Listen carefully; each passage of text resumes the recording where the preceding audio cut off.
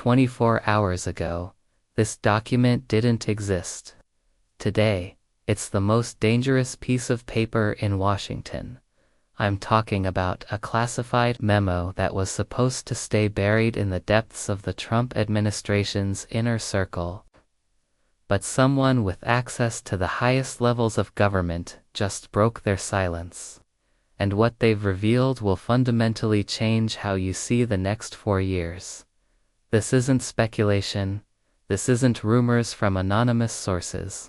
This is a detailed blueprint, complete with timelines, target lists, and implementation strategies that reads like something out of a political thriller. Except it's real, it's happening, and it's already in motion. The document I'm holding carries the codename Project 2025 Phoenix, and that name isn't coincidental. Like the mythical bird that rises from ashes, this plan is designed to completely reconstruct the federal government from the ground up, using methods that most Americans have never seen before. Let me start with what we know for certain. On January 21, 2025, just one day after inauguration, 3 executive orders were signed in private. The media never reported on them. Congress wasn't consulted. Even most of Trump's own cabinet members weren't in the room. But these orders activated what the document calls Phase 1 of constitutional restoration. Now, before you think this is just another political hit piece, let me be clear about something. The source of this leak isn't some disgruntled Democrat or Republican. This came from someone who helped write the damn thing. Someone who was there in the room when these decisions were made, who believed in the mission, but who grew horrified when they saw how far it was willing to go. My source, let's call them Phoenix, for obvious reasons, spent 3 years working on this plan. They were part of a secret task force that operated out of a nondescript office building in Arlington, Virginia.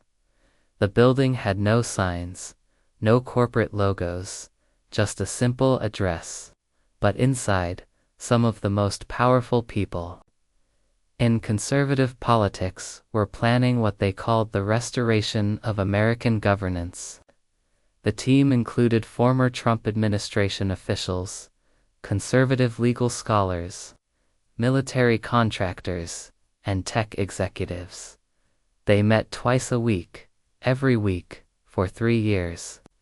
They had unlimited funding from sources that remain classified in the document, and they had direct access to Trump himself through intermediaries. Phoenix told me that the first time they walked into that building, they thought they were working on policy recommendations.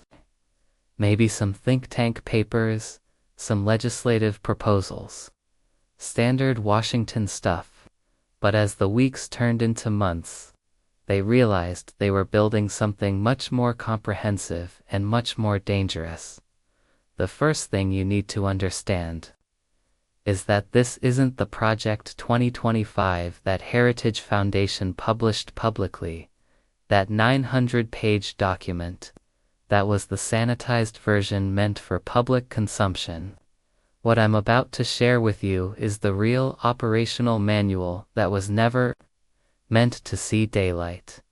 The document begins with what they call the deconstruction phase. Within the first 100 days of Trump's presidency, the plan calls for the systematic dismantling of what they term the administrative deep state. But this isn't just about firing a few bureaucrats. We're talking about the complete restructuring of federal agencies in ways that would make them unrecognizable. Here's how it works. You remember Schedule F from Trump's first term. That executive order that would have reclassified thousands of federal employees, making them easier to fire. Well, that was just the beginning. The new plan expands Schedule F to cover nearly 50,000 federal positions. That's not just middle management. We're talking about scientists at the CDC, economists at the Federal Reserve, even meteorologists at the National Weather Service. But here's where it gets really interesting. The document reveals that Trump's team has already compiled what they call the list. It's a database of every federal employee who has ever opposed Trump policies, spoken out against his administration, or even liked a social media post critical of his leadership. This isn't paranoia, this is a systematic cataloging of perceived enemies within the government. Phoenix told me that creating this database was one of the most unsettling parts of their work. They had access to federal personnel files, social media monitoring tools, and even private communications that had been intercepted through various intelligence programs. The level of surveillance was unlike anything they had ever seen in American government. The database doesn't just include names and positions. It includes detailed psychological profiles, family information, financial records, and what they call pressure points, specific vulnerabilities that could be exploited to force compliance or resignation. Phoenix described it as a weapon designed to destroy careers and lives. The plan outlines a three-wave approach to federal employment. Wave 1 removes anyone classified as actively hostile. Wave 2 eliminates those deemed passively resistant. Wave 3 brings in what they call constitutional patriots, hand-picked loyalists who have been vetted through a network of conservative organizations. Now, you might be thinking this sounds like standard political house cleaning, new president, new people, right?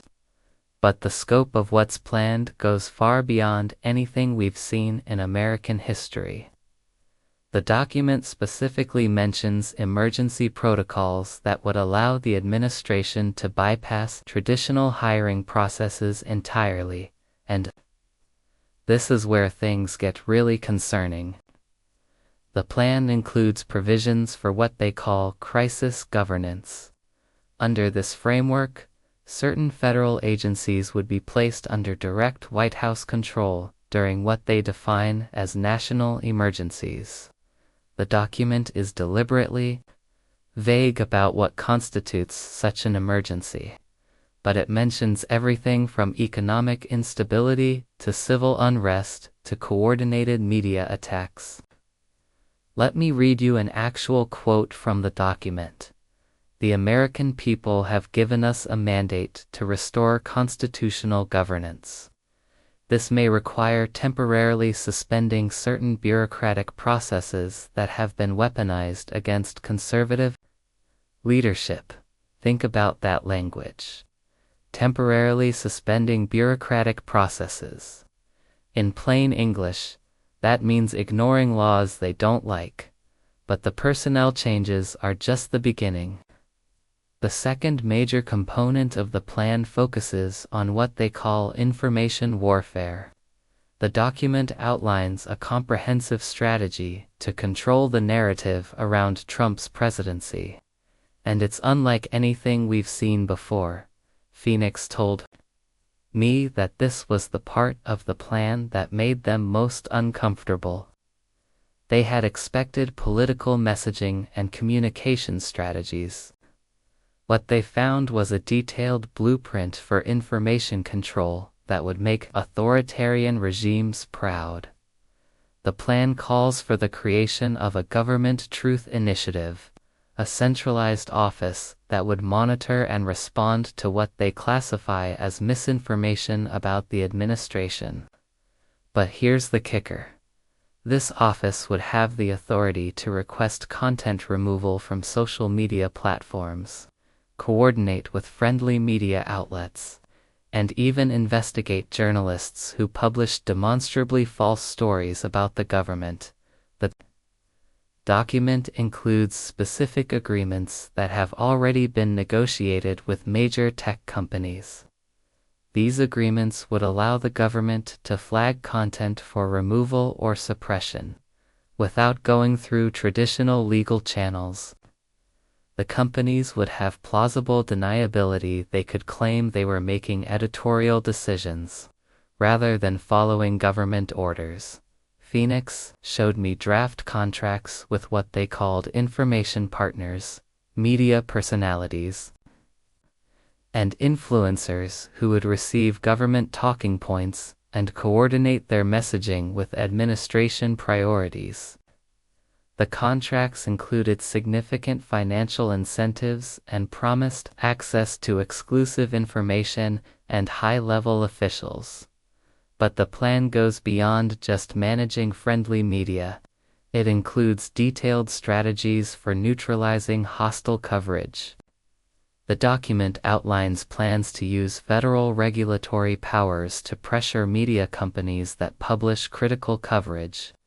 It describes tactics for launching investigations into journalists' personal lives and financial dealings.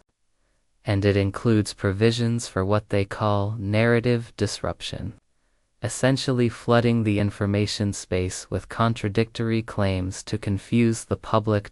Now, I want to be careful here, because I know how this sounds. But this isn't speculation. This is laid out in black and white in the document. There are specific budget allocations, organizational charts, and even draft legislation to support these initiatives. The plan also includes something called Operation Sunlight, a program that would require federal agencies to publish detailed records of their communications with media outlets, think tanks, and non-governmental organizations. On the surface, this sounds like transparency. But the document makes it clear that the real purpose is to identify and isolate what they call information adversaries. İnfieles told me that Operation Sunlight was designed to have a chilling effect on government transparency. Career federal employees would be afraid to speak with journalists, knowing that their communications would be monitored and potentially used against them. Think tanks and advocacy groups would lose access to government information, making it harder for them to provide informed criticism of administration policies. The third major component deals with law enforcement, and what they term constitutional enforcement. The document outlines plans to dramatically expand the role of federal law enforcement agencies, particularly in areas related to immigration, election integrity, and what they call domestic extremism. Here's where things get really specific.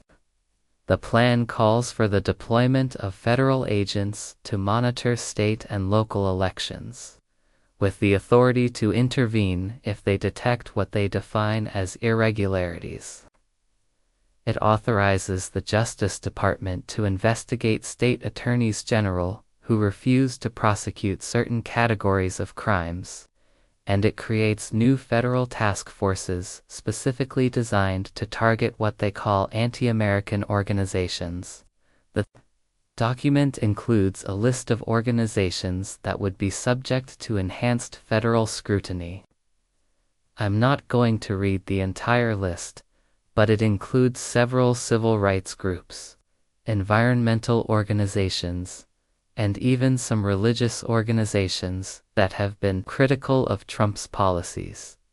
İnfieles told me that the law enforcement component was developed in consultation with former military and intelligence officials who had experience with counterinsurgency operations overseas. The plan essentially treats domestic political opposition as a national security threat, requiring military-style responses. The document outlines specific tactics that would be used against targeted organizations. These include financial investigations, designed to find tax violations or other regulatory infractions, surveillance operations to monitor communications and activities, and what they call disruption campaigns designed to create internal conflicts and reduce organizational effectiveness. But perhaps the most shocking element of the plan deals with the military. The document outlines what it calls civilian-military coordination protocols that would essentially place National Guard units under direct federal control during periods of civil unrest. The definition of civil unrest, according to the document, includes coordinated protests designed to undermine legitimate governance. Phoenix told me that this was the part of the plan that finally made them decide to come forward. They had served in the military themselves and understood how dangerous it was to blur the lines between military and civilian authority. The plan essentially creates a framework for using military force against American citizens engaged in constitutionally protected activities. The document includes detailed scenarios for military deployment, including specific trigger events and rules of engagement. It outlines plans for establishing security zones around government buildings and critical infrastructure, and it describes protocols for detaining individuals who are deemed to pose a threat to governmental stability.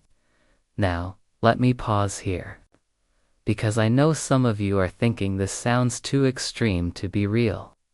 That's exactly what Phoenix thought when they first saw these plans being developed.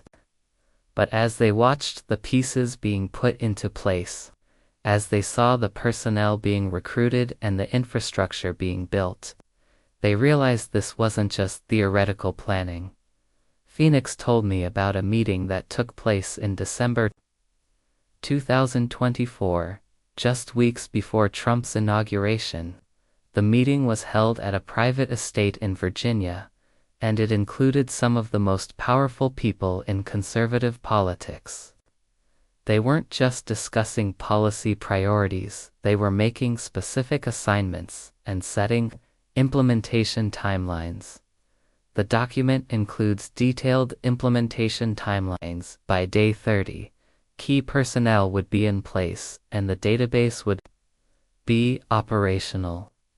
By day 60, the information monitoring systems would be fully deployed. By day 100, the personnel restructuring would be complete and the enhanced law enforcement protocols would be active. And by day 200, what they call Phase 2 would begin. I haven't talked about Phase 2 yet, and honestly, it's the part that made Phoenix finally decide to come forward. Phase 2 deals with what they call constitutional renovation, and it's essentially a plan to rewrite how American government functions. The document outlines a strategy to use the threat of a constitutional convention to force Congress to pass a series of amendments that would fundamentally alter the balance of power in American government. These amendments would expand presidential powers, limit judicial review, and create what they call emergency governance protocols. Now, calling a constitutional convention requires approval from 2/3 of state legislatures, which sounds impossible. But the document reveals that Trump's team has been quietly coordinating with state-level Republicans for months, identifying exactly which legislatures they need to flip and how they plan to do it. Phoenix told me that they were personally involved in developing the state-level strategy. They had detailed files on every state legislature in the country, including information about individual legislators' voting records, funding sources, and personal vulnerabilities. The plan was incredibly sophisticated and well-funded. The plan includes detailed strategies for state-level campaigns, including specific messaging, funding sources, and even candidate recruitment. They've identified 12 states where they believe they can flip legislative control through targeted interventions, and they've already begun implementing these strategies. The document reveals that they've established what they call constitutional advocacy organizations in each target state. These organizations appear to be grassroots citizen groups, but they're actually funded and coordinated by the national operation. They're designed to create the appearance of organic support for constitutional changes, while actually implementing a centralized strategy. Phoenix showed me financial records that revealed the true scope of this operation. They've raised over $500 million specifically for the state-level campaigns, and they've recruited hundreds of operatives who have experience with political campaigns, voter mobilization, and media manipulation. But here's the thing that really got Phoenix's attention. The document doesn't just plan for success. It also includes contingency plans for what they call resistance scenarios. These are detailed protocols for how to respond if Congress, the courts, or state governments attempt to block their initiatives. The resistance protocols are honestly the most disturbing part of the entire document. They include plans for using executive powers to bypass congressional oversight, strategies for discrediting judicial decisions, and even provisions for what they call constitutional hardball, essentially ignoring legal constraints when they conflict with what they define as the people's mandate. Let me read you another direct quote. "The American people have spoken clearly. Any attempt to use legal technicalities to obstruct the implementation of their will should be treated as an attack on democracy itself." Think about that logic. They're arguing that following legal procedures is actually anti-democratic if it interferes with their agenda. Phoenix told me that this was the language that finally convinced them that the plan had moved beyond legitimate political activity into something much more dangerous. They realized that the people they were working with were prepared to break the law and undermine democratic institutions in pursuit of their goals. The document also reveals something that should terrify anyone who believes in American democracy. They've gamed out scenarios for suspending elections, not permanently, they claim, but temporarily during what they define as crisis periods. The document outlines specific conditions that would justify this action, including coordinated foreign interference, widespread civil unrest, and systematic undermining of electoral integrity. Now, I want to be very clear about something. The document presents these as absolute last resort measures, only to be used in extreme circumstances. But the way they define extreme circumstances is so broad that it could apply to almost any significant political opposition. Phoenix told me that when they first saw these plans, they assumed they were theoretical exercises, worst-case scenario planning that would never actually be implemented. But as they watched the first months of Trump's presidency unfold, they began to see these plans being quietly put into action. The personnel database I mentioned earlier, it's already been compiled and is being used to make hiring and firing decisions. The information monitoring systems, they're already being tested through partnerships with social media companies. The coordination with state legislatures, it's already happening through the constitutional advocacy organizations. Phoenix showed me evidence that several federal employees have already been terminated or reassigned based on information in the database. They showed me communications between government officials and social media companies that clearly demonstrated coordination on content moderation, and they showed me financial records proving that the state-level operations are already active and well-funded. But perhaps most disturbing of all, Phoenix told me about what they called the inner circle, a group of about a dozen people who have ultimate authority over the entire operation. These aren't elected officials or confirmed appointees. They're private citizens who operate outside the normal governmental structure but who have direct access to the president and the ability to make decisions that affect millions of Americans. Phoenix told me that this inner circle meets weekly in a secure facility in Virginia.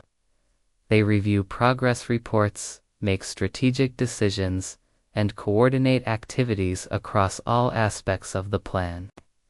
They have their own intelligence network, their own funding sources, and their own enforcement mechanisms. The document reveals that this inner circle has been given what they call extraordinary authorities during what they define as the restoration period.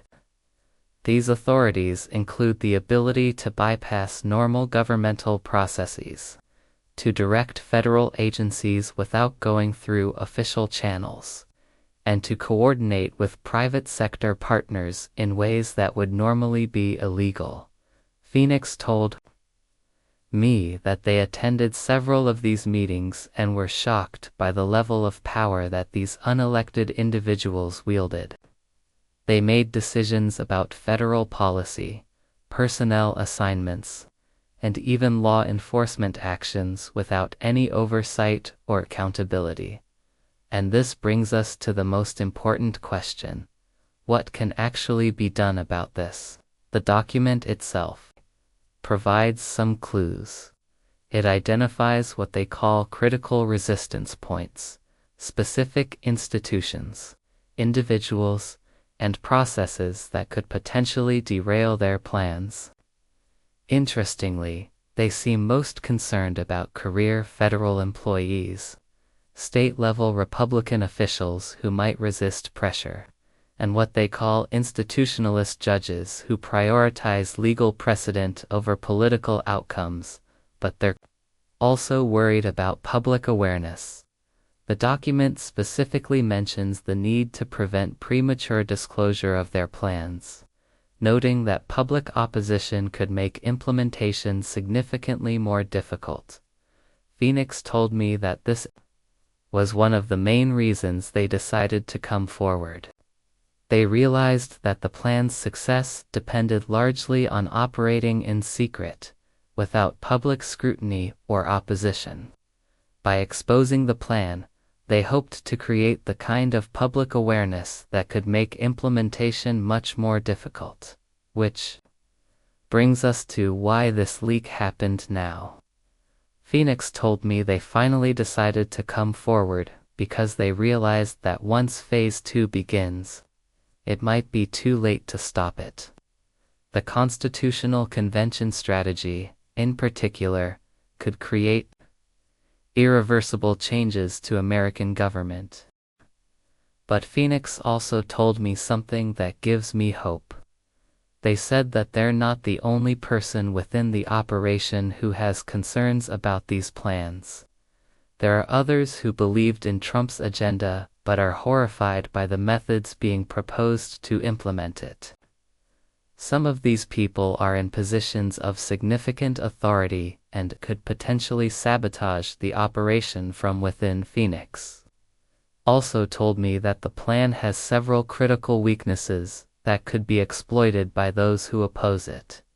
It requires a level of coordination and competence that historically has been difficult for Trump's team to maintain. It depends on continued Republican unity at the state level, which is far from guaranteed.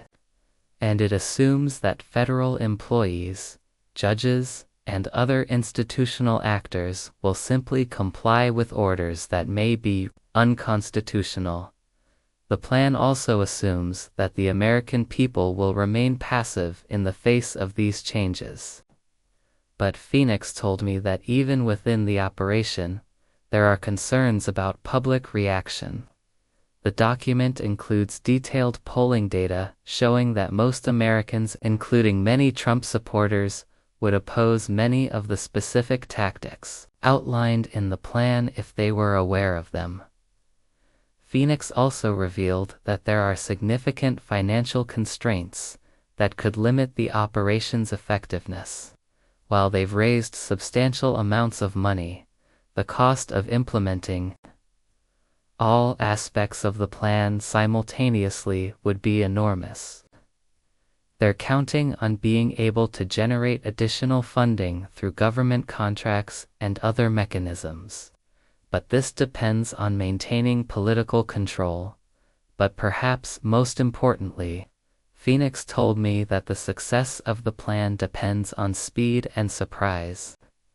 The longer it takes to implement, the more time opponents have to organize resistance, and the more public awareness there is, the more difficult it becomes to maintain the appearance of legitimate governmental activity. So what happens now? Phoenix told me that they've already shared copies of the document with several journalists, congressional offices, and civil rights organizations. They expect that there will be significant legal challenges, congressional investigations, and public opposition once the full scope of the plan becomes widely known. Phoenix also told me that they're working with other insiders to document ongoing activities and to gather evidence that could be used in legal proceedings. They're essentially building a case against the operation from within. But ultimately, Phoenix told me that the most important resistance will come from ordinary Americans who decide they're not willing to accept this vision of American government. The document makes it clear that Trump's team is counting on public apathy and political exhaustion to allow their plans to move forward without significant opposition. The question is, are they right? Phoenix told me that they don't know if their decision to come forward will be enough to stop what's happening. But they said they couldn't live with themselves if they didn't try. They said that when they first started working on these plans, they thought they were helping to restore American democracy. But as they watched the plans develop and begin to be implemented, they realized they were actually helping to destroy it. What I can tell you is that this isn't just another political controversy that will fade from the news cycle in a few weeks. This is a fundamental challenge to how American democracy functions. And it's happening right now. Whether most people realize it or not, the document I've described today represents the most comprehensive attempt to restructure American government since the New Deal. The difference is that the New Deal was debated in Congress, covered by the media, and implemented through democratic processes. This plan is designed to bypass all of those safeguards. Phoenix told me that they hope their decision to come forward will inspire others within the operation to speak out. They said that there are good people who got involved in this effort because they believed in making America better, but who are now horrified by what they've helped create 20-4 hours ago. Most Americans had no idea this was happening. Today, you know. The question is, what are you going to do about it? Because if there's one thing the document makes absolutely clear, it's that the people behind this plan are counting on the rest of us to do nothing. They're betting that we'll be too distracted, too divided, or too exhausted to mount effective opposition. Phoenix told me that they're prepared to testify before Congress, to cooperate with law enforcement investigations, and to do whatever else is necessary to expose the truth about what's happening. But they also told me that they can't do it alone. The next few months will determine whether Phoenix's courage in coming forward will be enough to stop this plan, or whether it will simply be remembered as a warning that came too late. But one thing is certain: now that you know what's happening, you can't pretend you don't. The question is, what are you going to do about it?